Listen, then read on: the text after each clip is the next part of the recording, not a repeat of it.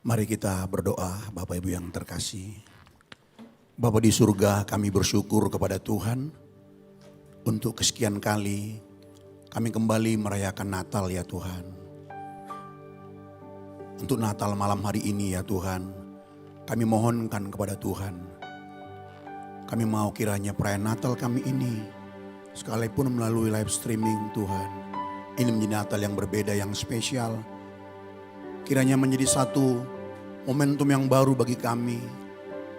Atau mungkin bagi sebagian kami menjadi satu titik balik. Kami membangun komitmen yang baru dengan Tuhan. Sebab itu berkatilah ibadah perayaan Natal kami dari awal sampai akhirnya. Dimanapun anak-anakmu berada, maupun yang ada di Indonesia ataupun di luar negeri ya Tuhan.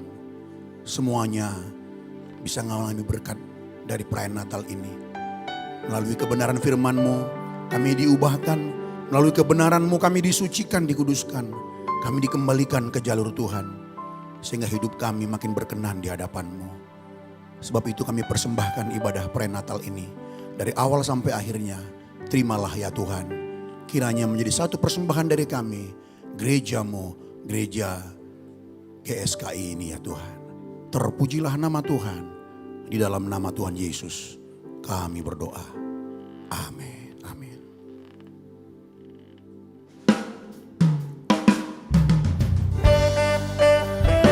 Selamat malam Bapak Ibu, dimanapun kita berada saat ini. Perayaan Natal Sinode GSKI. Mari kita ikuti dengan seksama Bapak Ibu.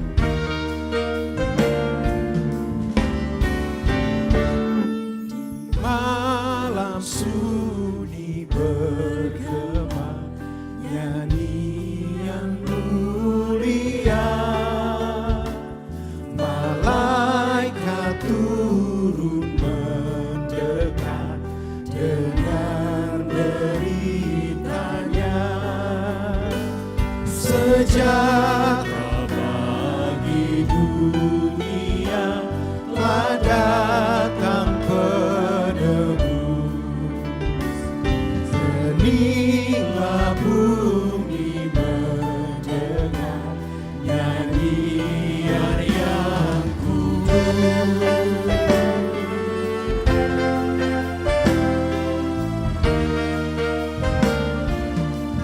Tetapi dosa pun tetap,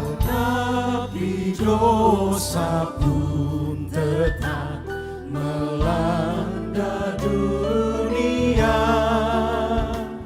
menyangkap hidung kabar baik sekian lamanya. Hai insan, buka hatimu, mengapa rusuh?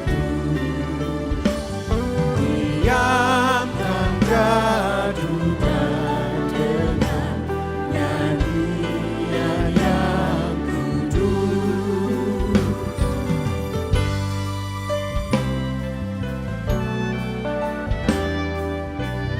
Ibadah ini kami persembahkan bagi-Mu Tuhan.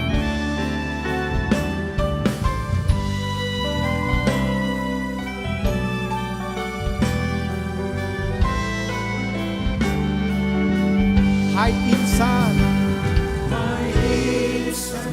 buka hatimu, mengapa rusuh?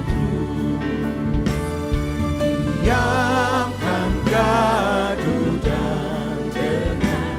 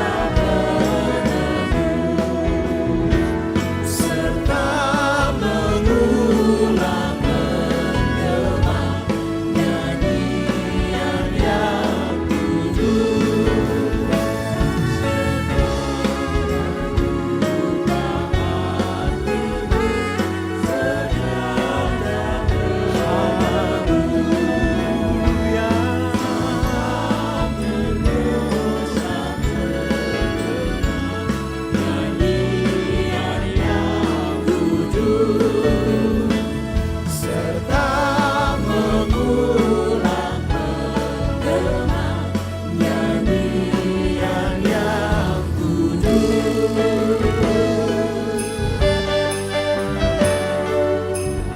Haleluya.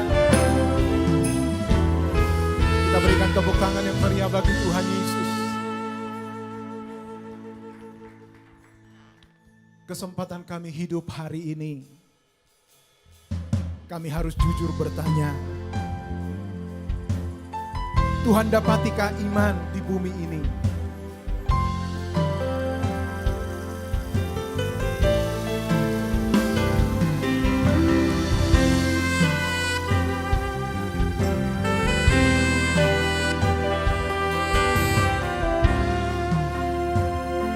Mari kita naikkan pujian ini bersama-sama. Yesus bertanya, Yesus bertanya kepada kita, adakah iman di bumi ini? Bila Dia datang kedua kalinya untuk menghakimi dunia. Yesus bertanya, Yesus bertanya kepada kita, adakah iman di bumi ini? Bila Dia datang kedua kalinya untuk menghakimi dunia. Apa yang kau buat, apa yang kau buat selama hidupku, adakah iman di hatimu? Allah akan membenarkan orang pilihannya yang sungguh berharap padanya.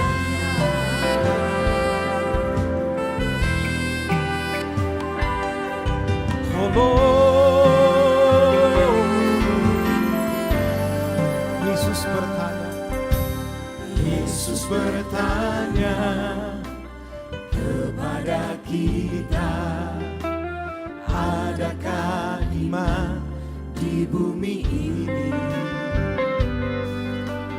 Bila Dia datang kedua kalinya untuk menghakimi dunia. Apa yang kau buat, apa yang kau buat selama hidupmu, adakah iman di hatimu? Allah akan membenarkan orang pilihannya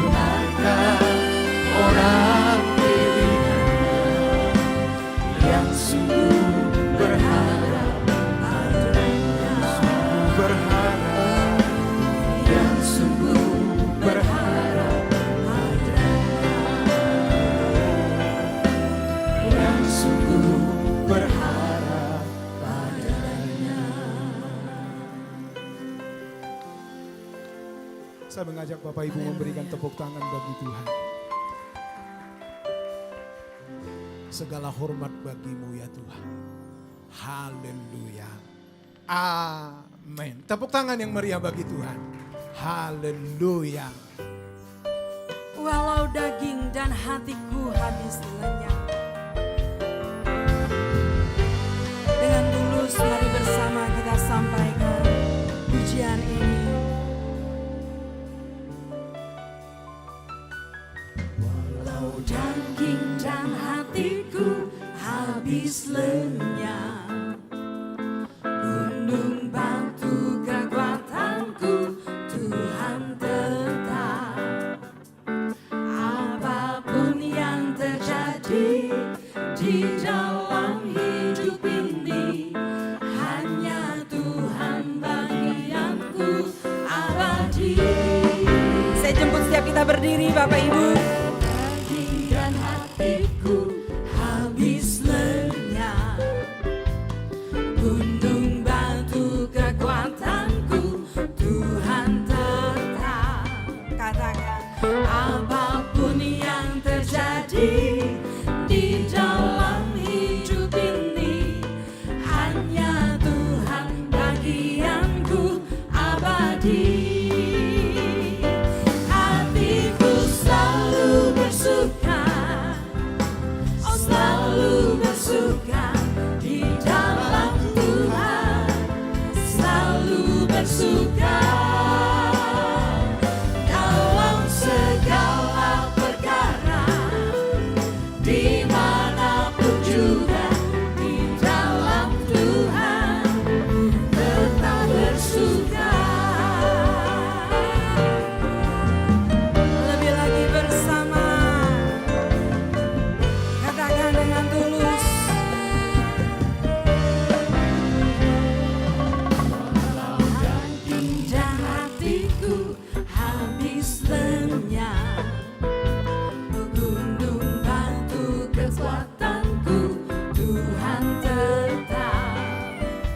Apapun yang terjadi di dalam hidup ini, hanya Tuhan bagianku abadi. Bersama, hatiku selalu bersuka, selalu bersuka di dalam Tuhan, selalu bersuka dalam segala perkara, segala perkara, dimanapun juga di dalam Tuhan tetap bersuka.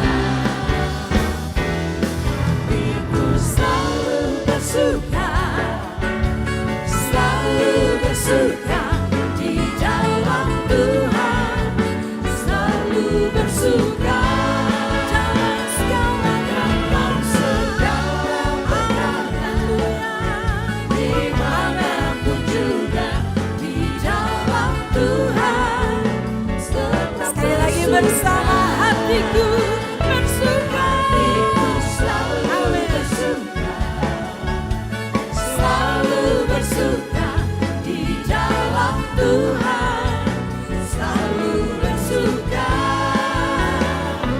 dalam segala perkara, dimanapun juga di dalam Tuhan tetap bersuka. Di dalam Tuhan, di dalam Tuhan tetap bersuka. Sekali lagi bersama, di dalam Tuhan tetap bersuka.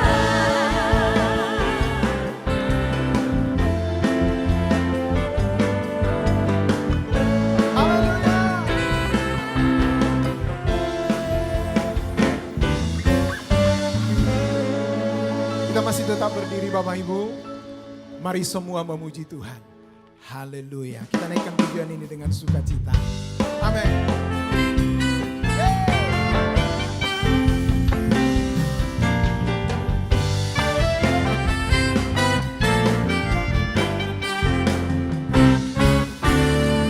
Mari semua puji Tuhan di dalam hadirat-Nya.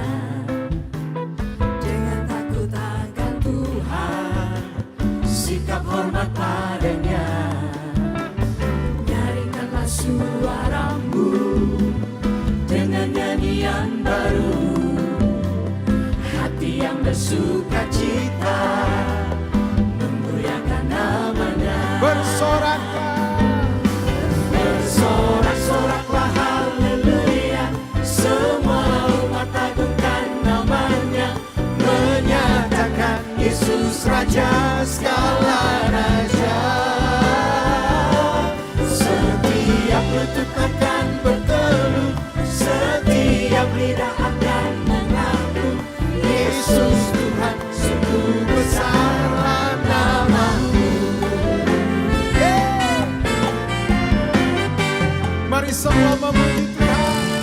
Mari semua puji Tuhan di dalam hadirat-Nya, dengan takut akan Tuhan, sikap hormat padanya. Nyaringkanlah suaramu dengan nyanyian baru, hati yang bersuka cita, memuliakan namanya. Bersoraklah, Bersorak-soraklah haleluya, semua umat agungkan namanya, menyatakan Yesus Raja segala raja. Setiap lutut akan berteluh, setiap lidah akan mengaku, Yesus Tuhan, sungguh besarlah nama-Mu. bersoraklah, Bersorak-soraklah haleluya, semua umat agungkan namanya, menyatakan Yesus Raja segala raja. Setiap lutut akan berteluh, setiap lidah akan mengaku, Yesus Tuhan, sungguh besarlah nama-Mu.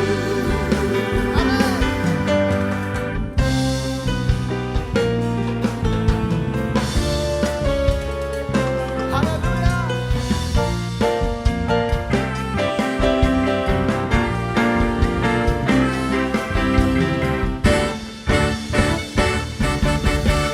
Nyaringkanlah suaramu dengan nyanyian baru, hati yang bersuka cita, memuliakan namanya.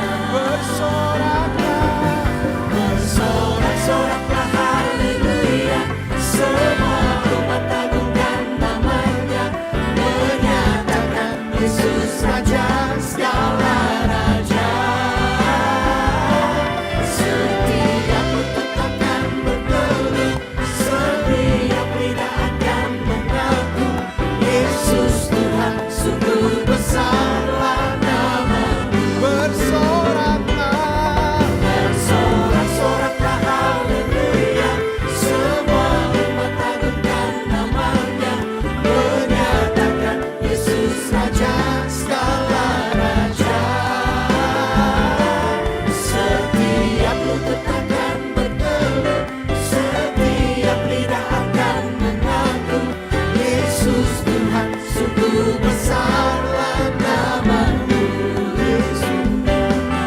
Yesus Tuhan, sungguh besarlah nama-Mu. Yesus Tuhan, segala pujian bagi-Mu.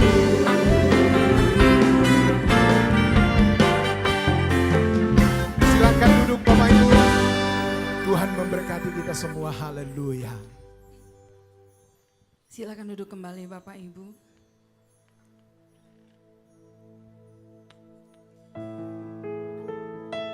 Kami bersyukur Tuhan, Engkau menyertai sinode kami, hidup kami pribadi lepas pribadi.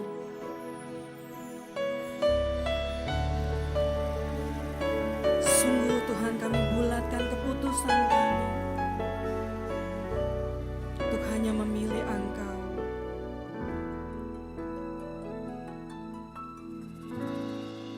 Tiada yang lebih kubutuhkan, tiada yang lebih kurindukan.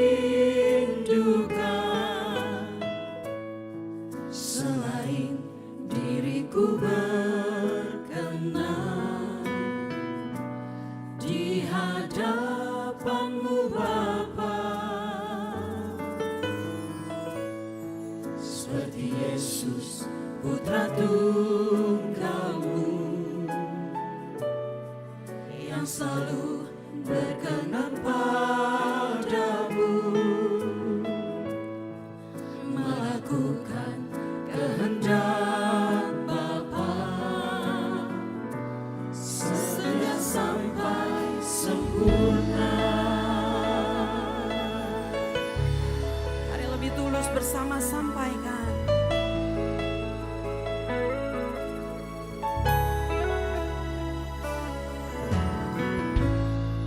Tiada yang lebih kubutuhkan, tiada yang lebih kurindukan, selain diriku berkenan di hadapan-Mu Bapa, seperti Yesus Putra Tunggal-Mu Teladan kami, yang selalu berkenan padamu, melakukan kehendak mari Bapa Roh Kudus tolong setiap kami. sehingga sampai sempurna. Beriku mengerti kehendak-Mu Bapa, ku lakukan segenap jiwa. Temukan tempatku dalam pekerjaan-Mu, selesaikan sampai sempurna. Katakan, beriku mengerti kehendak-Mu Bapa, ku lakukan segenap jiwa. Temukan tempatku dalam pekerjaan-Mu, selesaikan sampai sempurna. Mari kembali bersama katakan.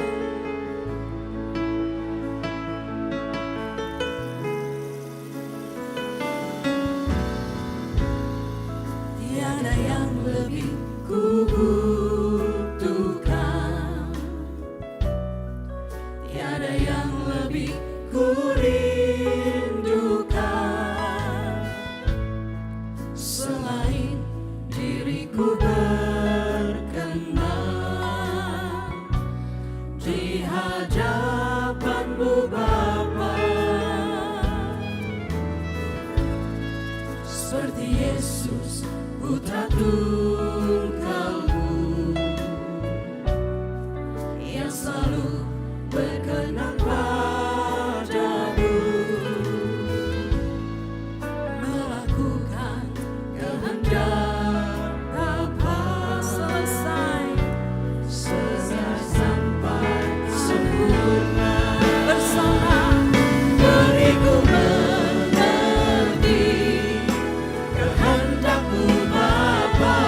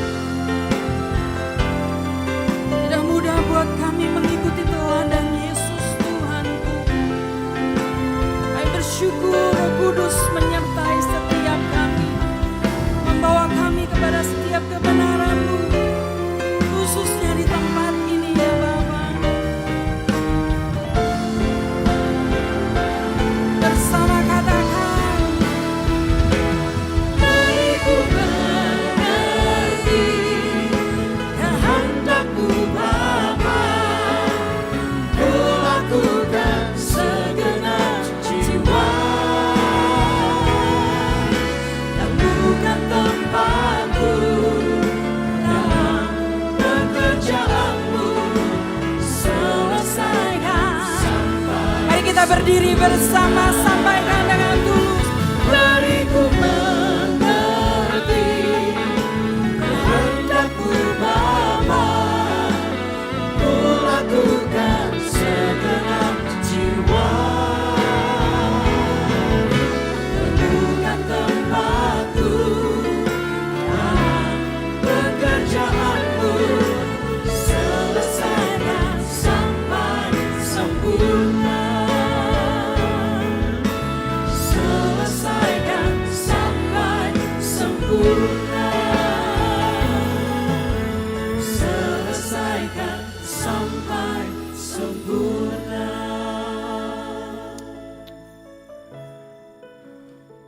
Mari kita berdoa, saudara. Bapa kami di dalam sorga, Bapa,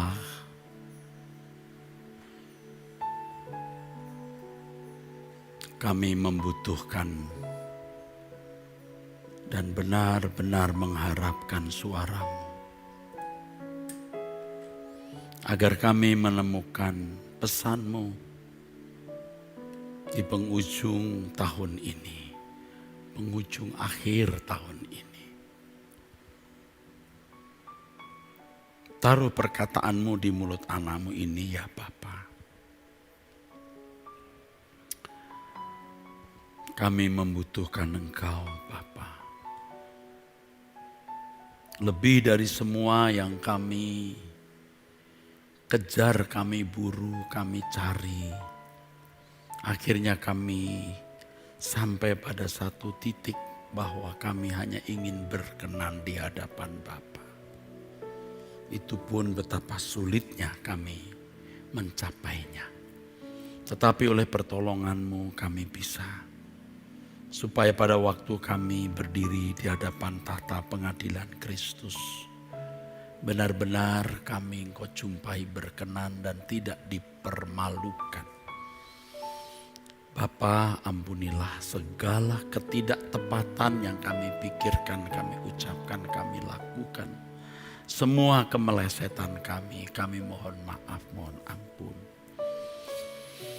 Kami mau mengakhiri sisa umur hidup kami dengan baik Bapa. Tolonglah kami Bapa. Sekarang kami mau duduk diam mendengar firman-Mu. Berbicaralah kepada kami. Kami sambut firman-Mu ya Bapa. Dalam nama Putra-Mu Tuhan kami Yesus Kristus. Amin. Amin. Silahkan duduk saudaraku sekalian. Natal tahun ini benar-benar Natal yang sangat istimewa. Berbeda dengan tahun-tahun sebelumnya. Istimewa dalam arti suasana setengah berkabung saudaraku. Karena kita menghadapi pandemi COVID yang minggu dan hari-hari terakhir ini kurvanya meningkat. Kita menghindari kerumunan. Tidak sedikit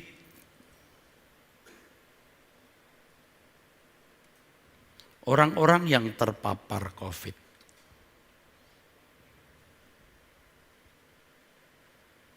Salah satu keluarga dan saudara kandung saya juga meninggal karena COVID.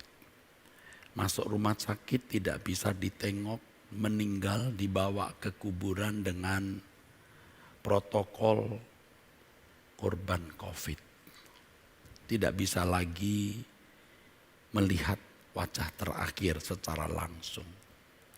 Tidak lama anaknya juga terpapar dan harus dibawa ke tempat isolasi.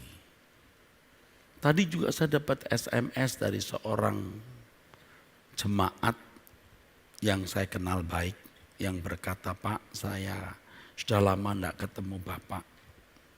Sekarang saya sedang ada di rumah sakit karena saya terpapar COVID."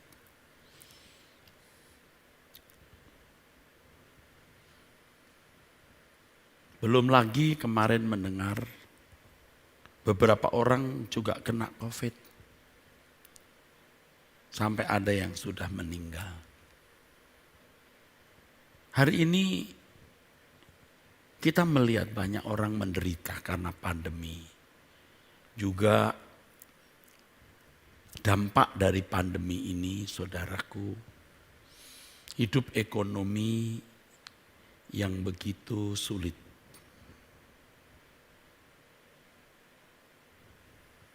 COVID ini menghantam segala aspek. Mau pejabat tinggi, mau artis, mau preman, mau orang biasa. Tidak sanggup. Virus yang tidak kelihatan tetapi yang dikatakan oleh beberapa pakar sebagai cerdik.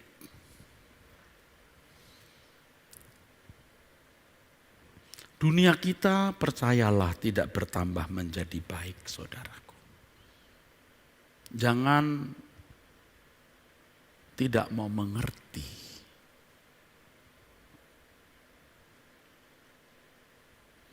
Itulah sebabnya tema yang saya usung adalah menyongsong masa penampian.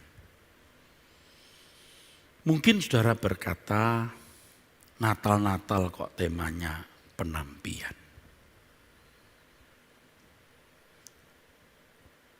Kita harus mengerti kebenaran Alkitab dan menerimanya. Bahwa dunia di mana kita hidup ini tidak bertambah menjadi baik. Mau dari sudut aspek manapun, saudaraku. Ya. Tadi saya katakan ini Natal yang istimewa. Kalau Natal-Natal sebelumnya, bahkan tahun lalu,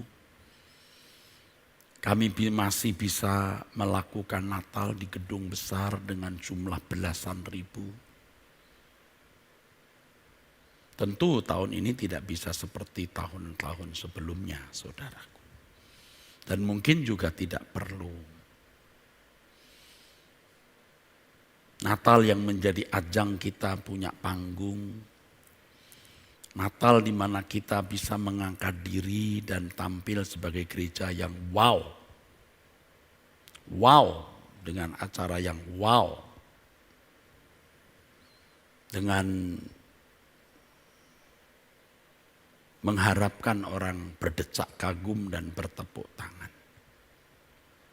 Sudah bukan zamannya lagi.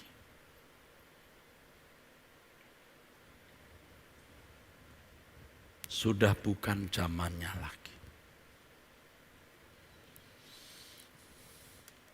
Memang Natal tahun ini kalau di gereja GSKI Rehoboth Arta Gading masih menampilkan orkestra dengan 30 pemain. Tetapi sekali lagi suasana batin saya sebagai gembala sudah beda dengan tahun lalu. Sudah gak nyari wow.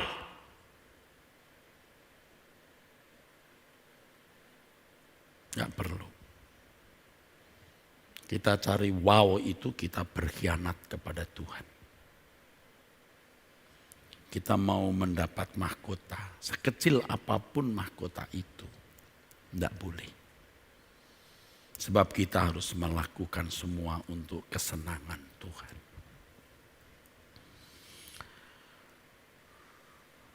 Penampian dari akar kata menampi.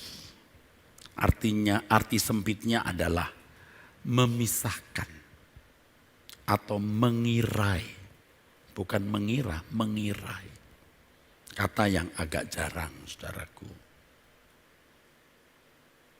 didengar. Dalam arti lengkap menampi itu artinya memisahkan. Memisahkan dua unsur atau dua benda dengan mengguncang. Biasanya menampi ini kalau untuk orang-orang Indonesia memisahkan beras dan gabah dengan menggunakan nyiru atau tampah. Alat rumah tangga berbentuk bundar dibuat dari bambu yang dianyam, gunanya untuk menampi beras. Ya. Tentu kalau di Israel memisahkan gandum dan kulitnya. Ada satu kata dalam bahasa Yunani yang digunakan Yesus untuk kata menampi ini, yaitu siniazo. Siniazo. Dalam Lukas pasal 22:31 ketika yang mulia Tuhan kita Yesus berkata, Simon, Simon, lihat iblis telah menuntut untuk menampi kamu seperti gandum. Kata menampi ini dalam Alkitab versi King James Version diterjemahkan sift. Sift. Sinonim dari kata ini adalah winnow. Winnow. Kata yang mendekati kata sift itu shrink. Shake in a sheaf. Seperti menyaring. Tapi kalau menyaring tidak seperti menampi. Kalau menyaring cukup begitu. Kalau menampi itu sampai diangkat saudara. Diguncang. Kalau menampi itu tindakan mengguncang. Dunia sedang dibawa kepada masa transisi.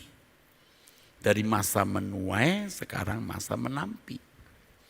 Dituai, di ladang, ditampi. Di masa penampian ini dunia akan mengalami goncangan dari berbagai aspek hidup. Gereja yang benar-benar dewasa mestinya sudah mulai melihat maksud saya masa menampi ini bukan lagi musim menuai yang memang belum selesai total, selalu ada yang harus dituai. Tetapi ini dunia sedang memasuki masa penampian menjelang kedatangan Tuhan Yesus. Jadi Yesus Kristus datang yang pertama dulu. Natal pertama itu datang sebagai bayi kecil. Nanti Yesus akan datang di the last Christmas sebagai raja.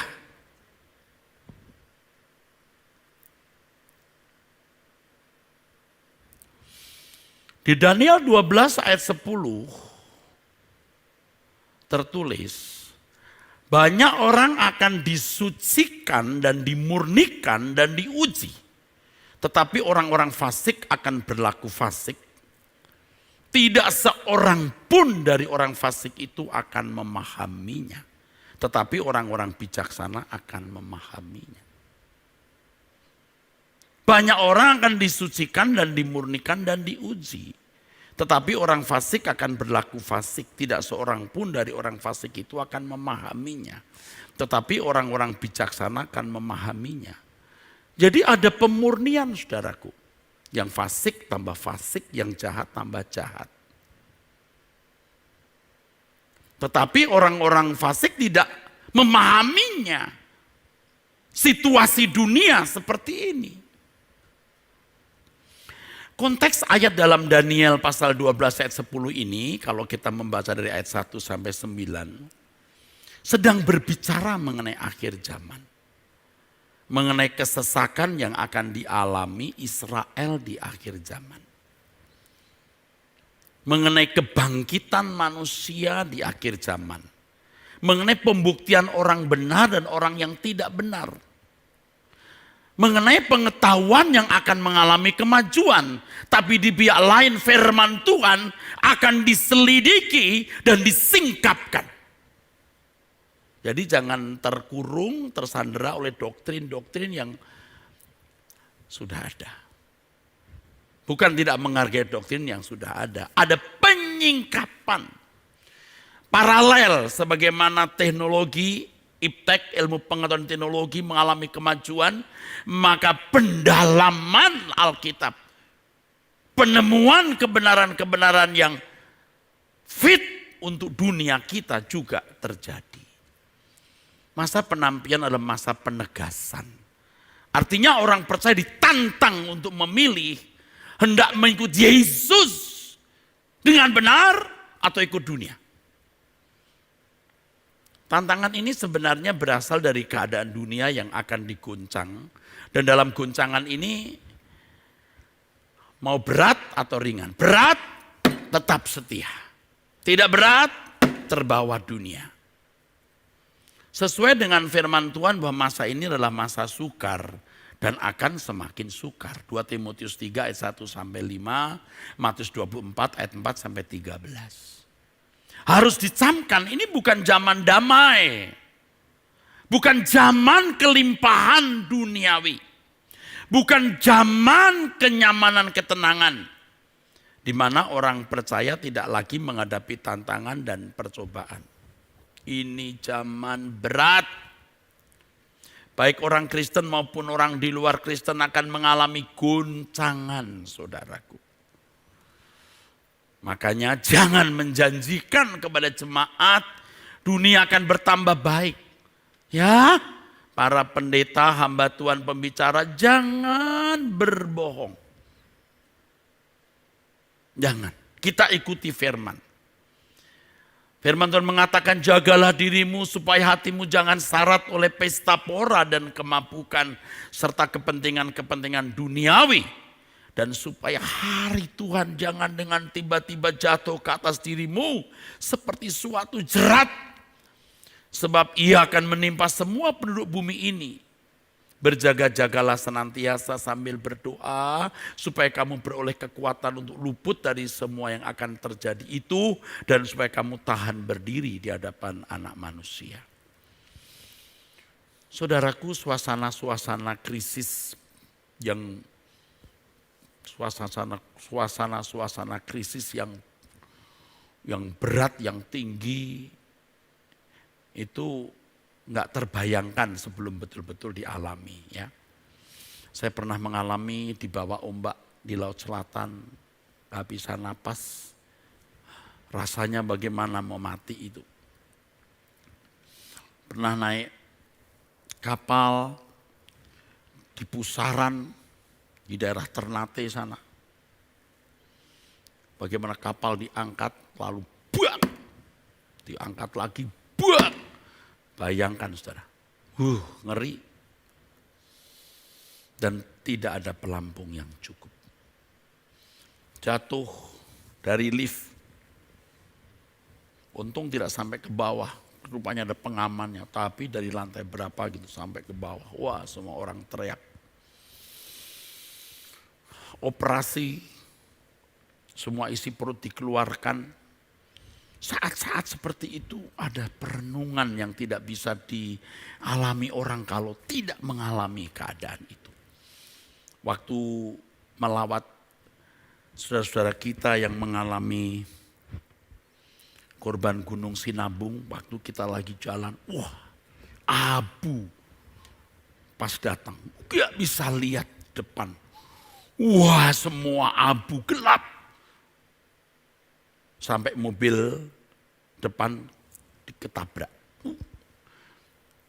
Wiper tidak bisa jalan karena debu. Gelap. Itu suasana-suasana yang gak bisa dihayati kecuali kita masuk ke dalamnya. Dunia nanti akan ada dalam suasana seperti itu. Makanya Mbok Yo kita ini sadar saudaraku, jangan sombong. Tapi gak usah nunggu gunung anak Krakatau meletus. Anda kena COVID saja juga sudah ada di masa-masa seperti itu. Ya. Orang harus takut Tuhan. Wes, takut Tuhan.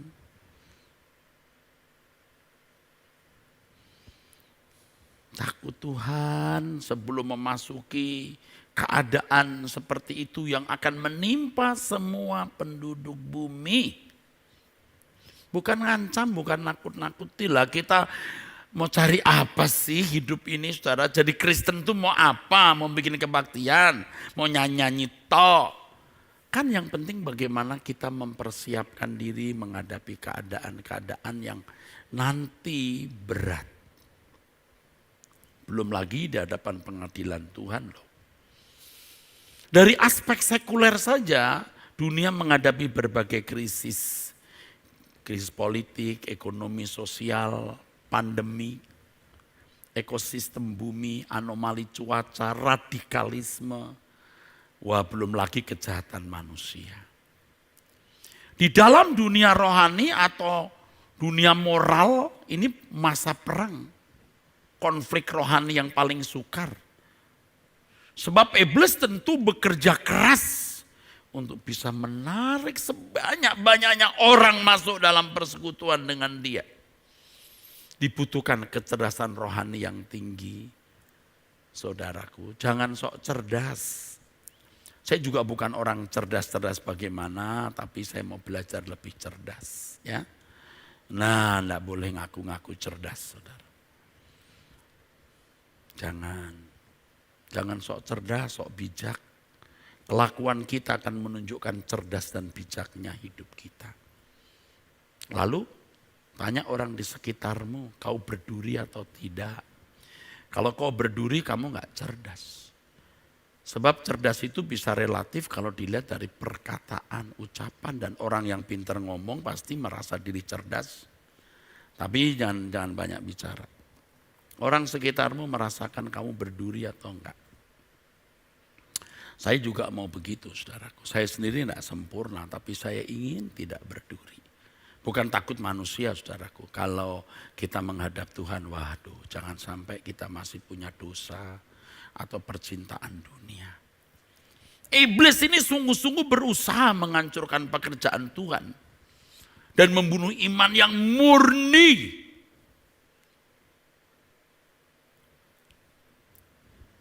Saya senang dengan lagu-lagu yang tadi dinyanyikan, walaupun itu tidak mengangkat kita semua ikut nyanyi karena nggak tahu lagunya. Jadi lebih banyak berkhotbah lagu-lagu tadi. Apakah ada iman di bumi waktu Tuhan datang? Bagus. Banyak orang berseru Tuhan, Tuhan, tapi Tuhan berkata, aku tidak kenal kamu. Kok nggak takut ya? Saya sih takut, saudaraku. Bener takut. Bener takut saya. Dengan takutnya ini saya sudah tidak terlalu pusing, saya ini ketua sinode atau bukan. Saya ini gembala jemaat, berapa jumlah jemaat. Udah enggak terlalu pusing. Enggak penting, panggung itu enggak penting. Yang penting bagaimana ketika di hadapan Tuhan, Tuhan kenal kita. Kita harus mengenali ancaman-ancaman bagi iman Kristen di tengah-tengah dunia yang diguncang ini, saudara. Tadi saya sudah katakan goncangan dari berbagai aspek dan bidang hidup. Dan itu pasti mempengaruhi perilaku kita. Yang tadinya nggak nyolong jadi nyolong. Yang tadinya tidak garang jadi garang. Yang tadinya tidak bengis jadi bengis. Dan karena semua orang bengis, karena semua orang nyolong, jadi kita ikut-ikutan nyolong. Tapi kita harus memiliki integritas. Dan ini penting. Kita melihat tantangan-tantangan ini, saudaraku, di masa penampian ini. Pengaruh dunia yang jahat di sekitar kita. Ini pertama. Melalui berbagai mass media dan pergaulan hidup. Gadget itu, waduh, banyak racunnya. Walaupun di situ juga ada madunya. Maka kenapa kita juga harus menggunakan media untuk membuat antitese dari racun dunia ini. Iklim dunia sekitar kita semakin jahat. Suasana fasik dunia ini sedikit banyak atau bahkan banyak mempengaruhi pola tindak dan pola pikir kita. Makanya firman Tuhan mengatakan di Efesus pasal 5 ayat 15 sampai 17. Perhatikanlah dengan seksama bagaimana kamu hidup. Bagaimana kamu berkebiasaan. Kamu ikut kebiasaan sopo. Kebiasaan Tuhan Yesus. Atau kebiasaan anak dunia. Aduh, saudara, kalau lihat anak-anak muda sekarang. Aduh, berat, saudaraku. Terbawa oleh dunia. Nggak tahu bagaimana mencegah ini. Saya punya program warrior. Belum sempat, saudara, menyampaikan. Karena waktu saya begitu padat. Udah diisi dengan banyak kesibukan. Warrior saya mau khusus bicara kepada orang muda. Saya masih menemukan orang-orang muda yang menakjubkan, mengagumkan, saudara.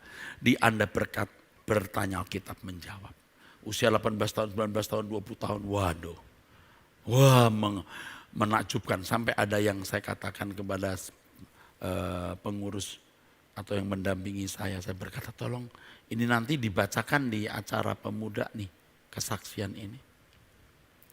Orang-orang muda yang masih mempertahankan integritasnya walaupun akhirnya tidak punya banyak teman. Pengaruh dunia sekitar kita luar biasa jahatnya, saudara. Ya. Yang kedua, aniaya atau perlakuan dari orang yang kelompok orang-orang yang gencar ya, menghambat kekristenan. Dan ini selalu ada. Dan ini juga mengkhawatirkan, saudaraku. Di wilayah-wilayah tertentu di dunia ini ada kelompok antikris yang memang bukan hanya tidak menyukai Injil, tapi mencoba untuk memunahkan.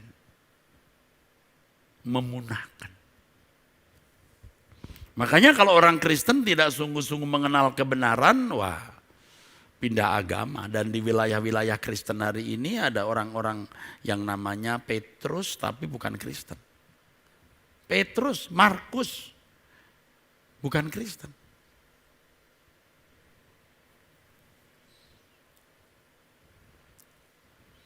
Ya karena tidak pernah mengerti kebenaran, lalu mereka berkata, wah agama saya yang baru ini setelah meninggalkan Kristen memang membawa damai. Loh, apa nggak ngerti kekristenan itu luar biasa. Ia tidak menemukan. Seperti orang ke Jakarta, mendaratnya di Bantar Gebang, tempat pembuangan sampah. Wah Jakarta busuk katanya. You belum pernah ke Jalan Tamrin.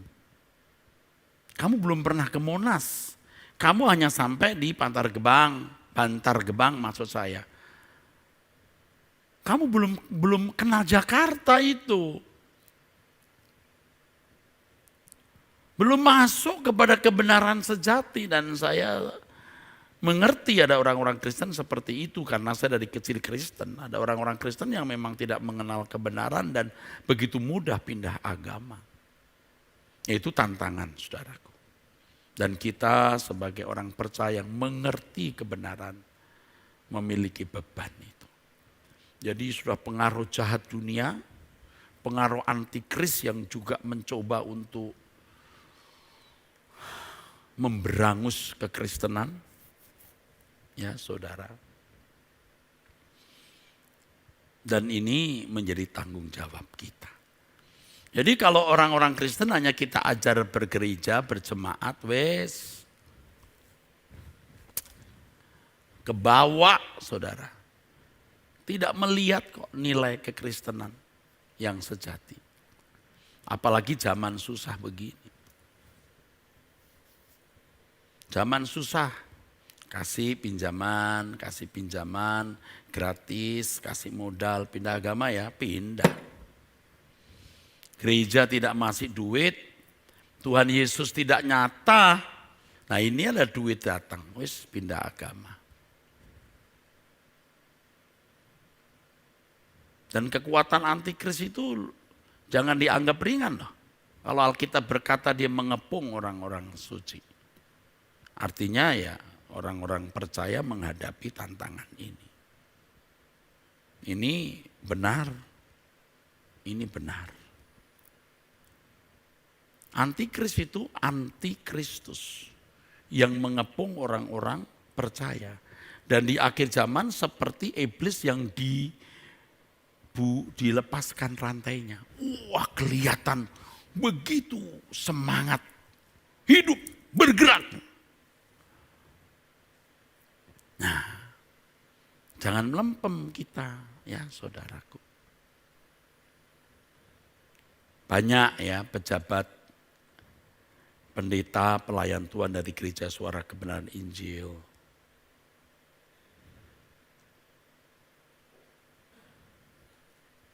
Miliki beban ini saudaraku, miliki beban ini. Makanya jangan ribut soal-soal yang tidak penting. Saya memikirkan itu sejak beberapa belas tahun lampau. Fokus saya memang itu bagaimana saya bisa menjadi berkat di wilayah-wilayah Kristen yang ternyata juga mengalami kemerosotan. Saya baca grafik HIV-nya naik, aduh Ayo kita pikirkan itu. Jangan di dalam kita ribut, kita berisik untuk hal-hal yang gak perlu. Susah saya saudaraku, susah banget saya.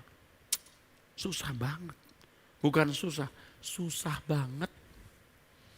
Kalau saya membangun STTE ini bukan supaya untuk nama saya bagus, GSTI punya sekolah tinggi teologi. Enggak semata-mata itu. Kalaupun ada sekian persen mungkin ada dulu awalnya ada. Tapi kan kita semakin hari semakin nggak cari panggung. Panggung di STTE, panggung di sinode. Enggak. Enggak, kita mau melengkapi mahasiswa kita menjadi utusan-utusan Kristus yang secara intelektual ada kemampuan yang lain, kecakapan untuk hidup. Gitu saudaraku. Makanya bagaimana mereka saya kasihi, saya sayangi seperti anak-anak saya sendiri. Karena saya memiliki visi ke depan. Saya berkata kepada Ketua Departemen Misi, ya, Pendeta Hasiolan, Bang, suatu hari pekerjaan you banyak. Karena setiap mahasiswa yang diutus harus diikuti kemana perginya, buat apa. Jangan ada satupun yang lolos dari pengamatan kita. Mungkin gak jadi penginjil, hanya jadi ibu rumah tangga. Maaf kata hanya salah. Jadi ibu rumah tangga, tapi ibu rumah tangga yang dilengkapi dengan kebenaran. Jadi penjahit, barista, agrobisnis. Nggak masalah.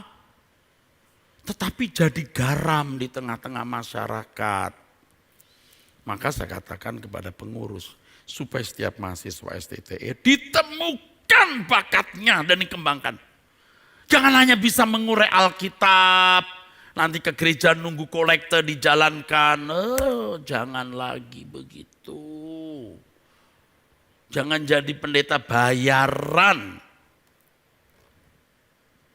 Bayaran, jadi pendeta upahan. Pendeta pengabdian yang tidak akan kekurangan, Tuhan akan cukupi. Ya. Makanya kita tarik anak-anak muda dari Mentawai, dari Nias.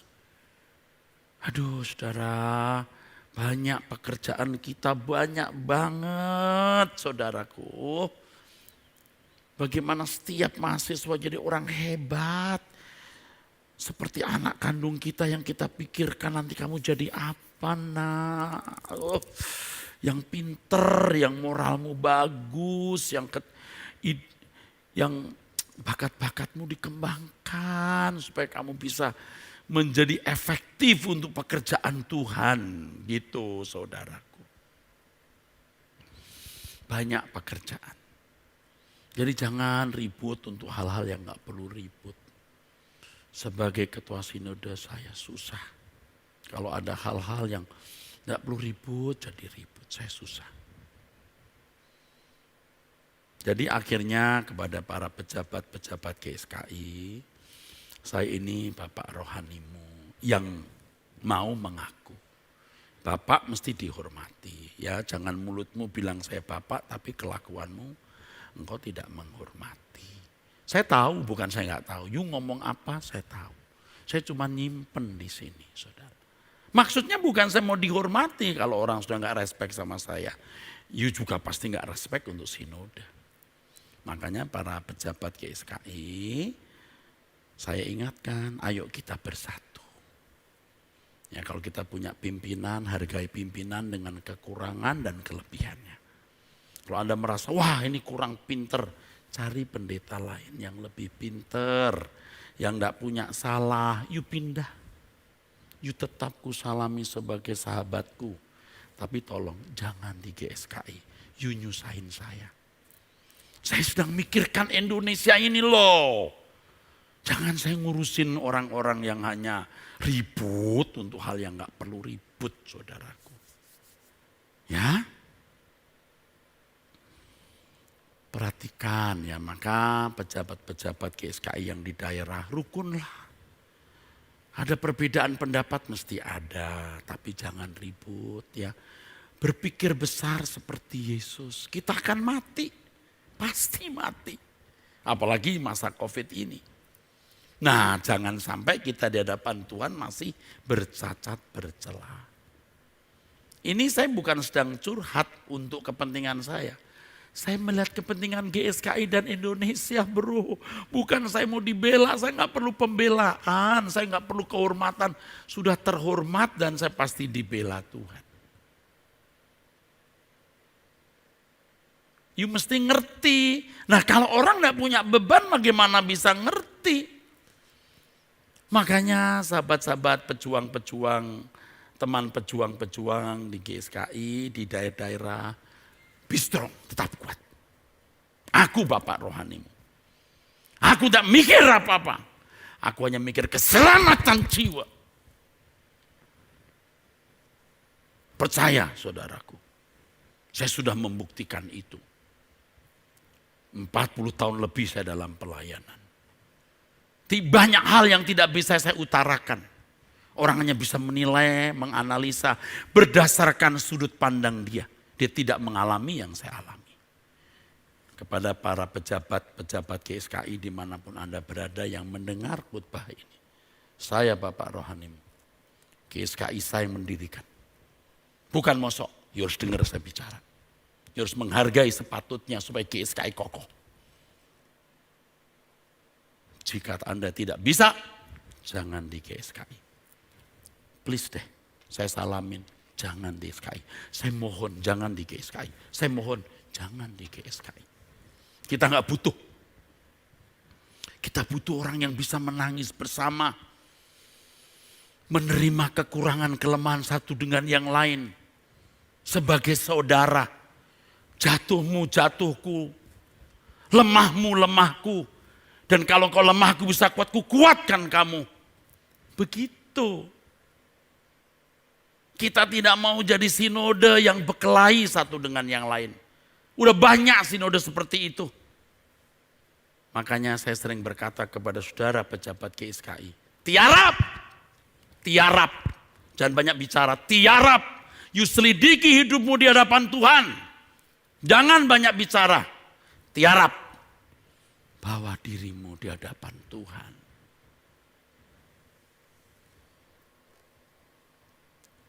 Kita hadapi dunia ini, saudara. Dunia yang jahat.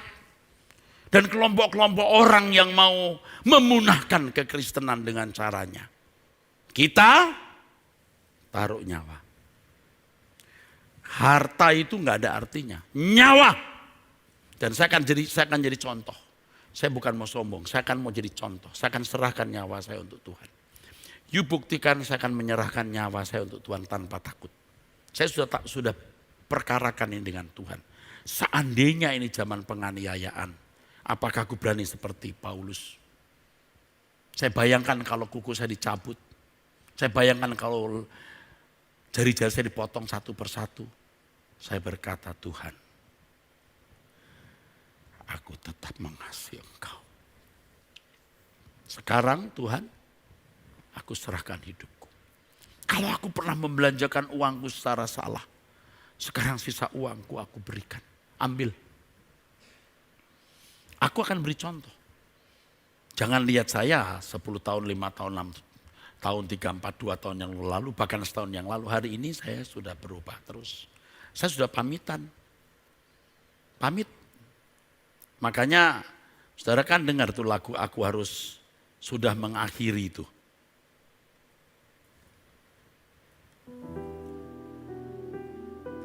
Ini bukan sedang emosi atau sedang stres.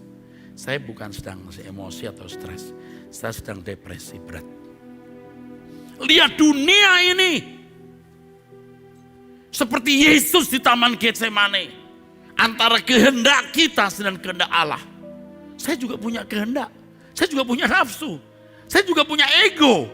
Tapi bagaimana aku menyalipkan ego ini dan aku mau berjalan bersama Tuhan. Bukan stres, tekanan berat. Waduh, kok begitu Pak? Ya terserah, suka-suka saya ngomong. Orang emang saya begitu, mau saya bilang enggak deh. Enggak, aku berat. Anda muka saya muka orang yang berat. Saya menangisi dunia. Tuhan tahu saya menangisi dunia. Saya tidak sedang menangisi organisasi, saudaraku. Saya bukan sedang menangisi duit, cukup uang saya. Kalau untuk hidup sendiri, saya menangisi jiwa-jiwa. Makanya lagu-lagu seperti ini saya tulis. Aku harus sudah mengakhiri jalan hidup kewajaran dunia. Sebelum roda waktu berhenti, ku berbalik dengan sepenuh hati. Dalam genggam kasih anugerah, hidup dalam jalan anak Allah. Seperti hidup Yesus jalani, dengan rela hati aku jalani. Takkan sekalipun menoleh ke belakang, dunia diambang akhir kehancuran. Tiada lagi yang diharapkan di bumi ini, aku hanya menumpang. Aku sungguh-sungguh harus berkemas-kemas dari percintaan dunia terlepas. Tiada lagi yang ku ingini selain jumpa Yesus kekasih hati.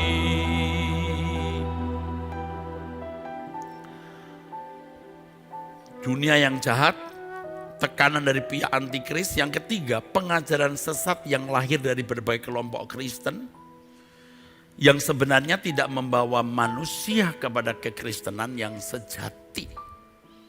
Kayak paling benar aja tuh Erastus. Ya, saya harus mengatakan saya benar. Kalau tidak benar bagaimana? Tapi saya tidak mengatakan bahwa semua orang salah. Pasti ada juga gereja yang benar. Tapi banyak yang tidak benar. Jadi namanya juga gereja suara kebenaran Injil. Jadi Bapak Ibu harus belajar terus. Dengan adanya Truth ID, saudara dengar terus gitu. Ya. Dan saudara juga bisa menyampaikan firman Tuhan di jemaat masing-masing dengan konten yang sama. Konten yang sama. Dengan konten yang sama. Dengan bahasa saudara dari perspektif saudara. Tapi nafasnya harus sama. Ini GSKI. Inilah Erastus sebagai foundernya. Dan ya dia mengaku bahwa dia dapat visi dari Tuhan ya. Yang mau percaya dia percaya. Kalau nggak percaya jangan ikut dia dong. Ya ini juga tantangan pengajaran sesat ini dari berbagai kelompok Kristen.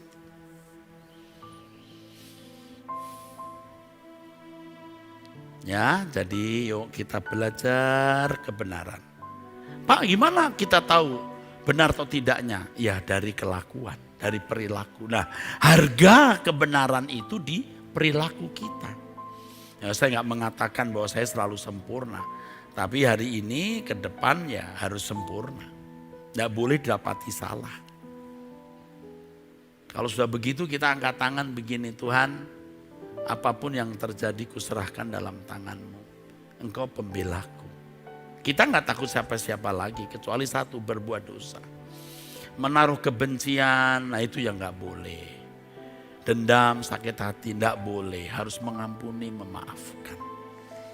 Dan tolong ya sahabat-sahabat saya, kekasih-kasih Tuhan, teman-teman seperjuangan di GSKI, jangan ada kebencian, dendam, sakit hati. Jangan. Ya udah ampuni. Oke, it's okay, nggak ada masalah. Ya, terhadap siapapun. Saya bukan tidak mengalami permusuhan, oh saya udah banyak dibully, ditikam, dikhianati. Orang luar, orang dalam. Tapi nggak apa-apa, kan hidup itu begitu. Nggak masalah, kita masih genggam, kita peluk, ayo kita mau ke surga bersama. Makanya saudara-saudara saya yang di luar sana, saya minta satu hal, kalau you sayang saya, jangan tulis sembarangan di media sosial. Tolong deh kasih kata-kata yang bagus, jangan nyerang orang. Orang udah salah misalnya, engkau nggak berhak menghakimi, udah tahu kok. Tuhan berkata, lempari batu, ayo yang nggak punya dosa. Loh, kok kita belajar kebenaran bisa loh nulis yang begitu-begitu. Wah, saya tulisnya demi membela Pak Eras. Saya nggak suruh you bela saya loh. You nyusahin saya loh dengan membela saya cara yang salah. Loh, saya nggak ngajarin kamu bela aku cara begitu kok. Aku ngajarin apa sama kamu? Mengampuni, melupakan, memaafkan, mengerti, menerima orang lain. Saya mau cara apa minta saudara mengerti? Tolong deh jangan. Aduh, saudara ada pembela kita kok pakai acara membela-bela. Jangan ya. Tapi saya terima kasih you mengasihi mencintai saya. Orang bully saya dari berbagai pihak. Nggak usah dibela. Oh Eras itu sesat, biarin. Aduh biarin, diem. Loh kamu yang saya ajari, ajar aku diam. Loh kok gak diam? Lah saudara ngikutin siapa? Nah juga para pejabat di daerah ya. You mungkin dibully, wah ikut GSKI ini kan Eras tuh yang sesat.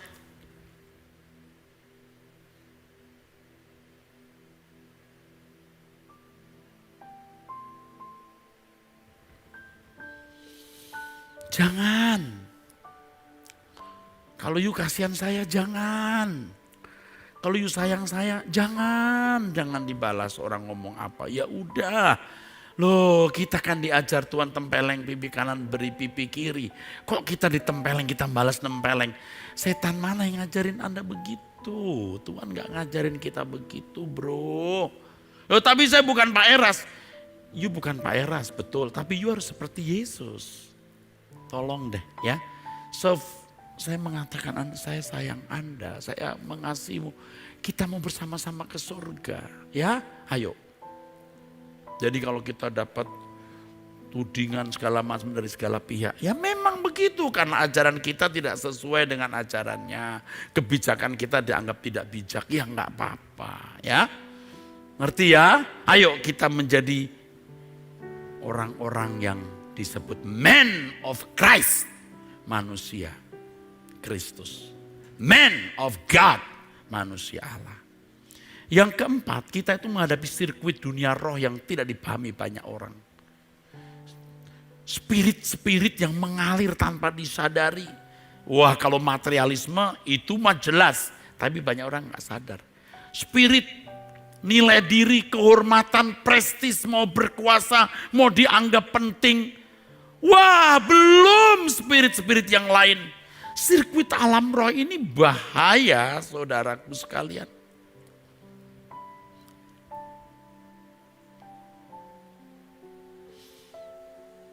Tapi kita mau berhenti. Ya, kita mau berhenti berbuat dosa. Menyongsong penampian kita bersiap-siap. GSKI menjadi gereja kita, sinode kita yang terakhir. Jika Tuhan menghendaki. Ya, kita pulang bersama. Kita mau berkemas-kemas. Pulang bersama.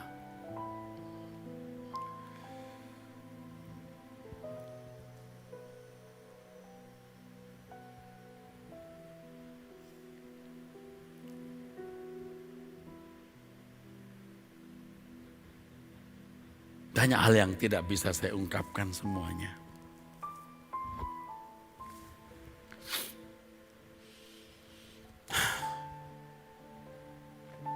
Berat dunia ini. Saya sendiri juga tidak yakin saya bakal hidup lama. Saya tidak ingin mati cepat-cepat, tapi Saya tidak yakin juga bakal hidup 10 tahun lagi. Mungkin tidak. Makanya saya mau mengakhiri jalan hidup saya dengan baik. Dan saya mau mengajak saudara berjuang bersama-sama di GSKI dengan prinsip kesucian. Langit baru, bumi baru. Maksimalkan potensi semua untuk kerajaan surga. Mari kita saling menaruh percaya dan saling mengasihi.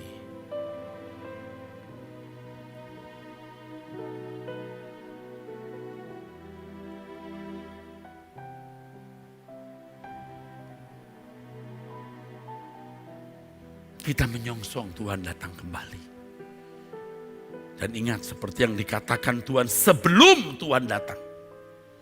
Dunia akan mengalami masa penantian yang berat, makin berat, makin berat. Siapkan diri kita untuk itu. Aku harus sudah mengakhiri. Mari kita bangkit berdiri.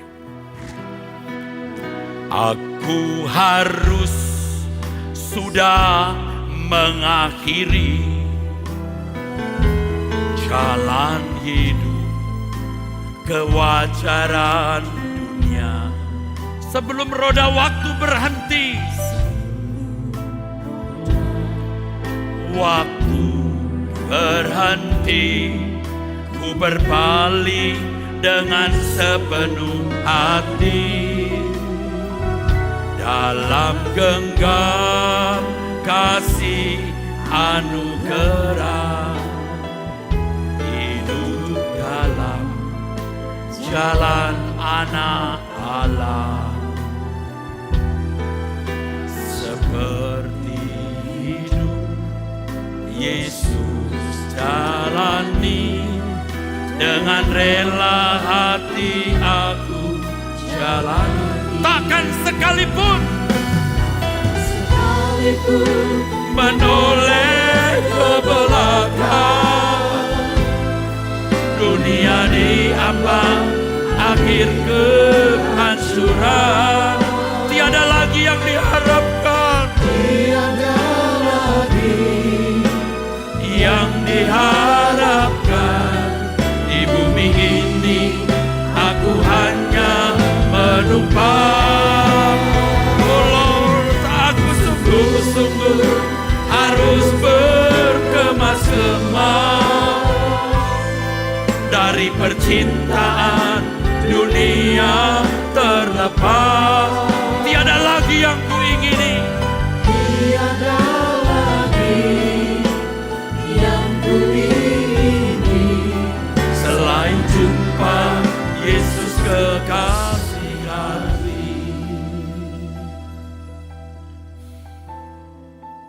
Kita tetap ada di GSKI, saudaraku ya. Tidak perlu saya buat tantangan-tantangan, saudara sudah sering mendengar firman Tuhan. Saya mengundang yang saya kasihi, Sekretaris Umum Sekum dari GSKI untuk menyampaikan satu pengumuman mungkin. Dan saya minta untuk bersiap-siap pendeta Mark Elisa Putra untuk tutup dalam doa berkat. Saya minta mic yang dibaharui itunya, tolong. Supaya jangan mic yang sama. Tutupnya sekalian, satu lagi untuk Pak Mak.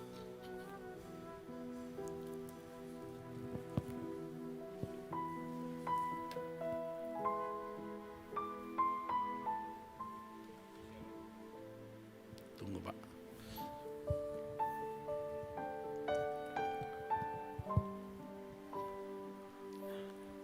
Shalom Bapak Ibu sekalian, yang kasih dalam Tuhan Yesus Kristus. Bapak Ibu pejabat, saya mau sampaikan bahwa pada tanggal 30 Desember nanti kita akan mengadakan pertemuan pejabat melalui Zoom pada hari Rabu seperti biasa pukul 9 pagi. Itu adalah pertemuan akhir tahun 2020. Nanti kita akan bersama-sama bertemu di penghujung tahun. Saya sebagai sekum daripada GSKI mengucapkan selamat Natal dan juga Tahun Baru. Tuhan Yesus memberkati. Oke, takkan sekalipun aku mulai ke belakang. Mari pendeta ya, Makalef Saputra. Takkan sekalipun menoleh ke belakang. Dunia dengan akhir kehancuran. Tiada lagi yang diharapkan di bumi ini. Aku hanya menumpang. Aku sungguh-sungguh harus berkemas-kemas dari percintaan dunia terlepas. Tiada lagi yang kuingini selain jumpa Yesus kekasih hati. Bapa di dalam surga, kami bersyukur Tuhan untuk firman-Mu. Kami tahu bahwa dunia ini semakin berat dan masa yang ada di depan kami pun masa yang sukar. Tetapi Bapa, kami mau berserah kepadamu. Kami mau menyerahkan diri kami kepadamu. Berikan kami kekuatan, berikan kami kemampuan ya Bapa, untuk menghadapi masa-masa yang sukar itu. Sehingga dalam keadaan apapun, dalam kondisi apapun, kami tetap teguh di dalam Engkau, setia melayani-Mu. Dan melalui kami menjadi saksi-Mu. Dan banyak orang yang diselamatkan melalui pelayanan kami, khususnya dari GSKI ini Tuhan. Terima kasih ya Bapak, terima kasih. Berkati Ketua Umum kami, Bapak Pendeta Dr. Erastus Sabdono, yang sudah menyampaikan kebenaran-Mu. Biarlah Engkau terus pakai dia untuk menyampaikan kebenaran yang membuka hati banyak orang, yang menyelamatkan banyak orang. Karena dunia ini menuju kehancuran dan kami harus bersatu untuk menyelamatkannya Tuhan. Terima kasih ya Bapa. Kami bersyukur atas penyertaan-Mu dalam ibadah ini dari awal hingga akhirnya. Biarlah Engkau sertai semua yang mengikuti ibadah Natal GSKI ini dimanapun mereka berada Tuhan. Engkau selalu beserta dengan mereka. Engkau selalu beserta dengan kami semua. Kami bersyukur Bapa, kami terima kasih. Dan sekarang Bapa, biarlah Engkau ulurkan tangan-Mu dan berkatilah kami semua, baik yang ada di tempat ini maupun yang ada di tempat lain. Bapak, Ibu, Saudara-saudari yang dikasihi Tuhan, arahkanlah hatimu kepada Tuhan dan terimalah berkat dari Tuhan. Biarlah cinta kasih dari Allah Bapa di surga, rahmat dan berkat dari Putranya yang tunggal, Gembala Agung kita Tuhan Yesus Kristus, dalam persekutuan Roh Kudus, terus beserta dengan saudara sekalian, mulai saat ini sampai selama-lamanya. Amin.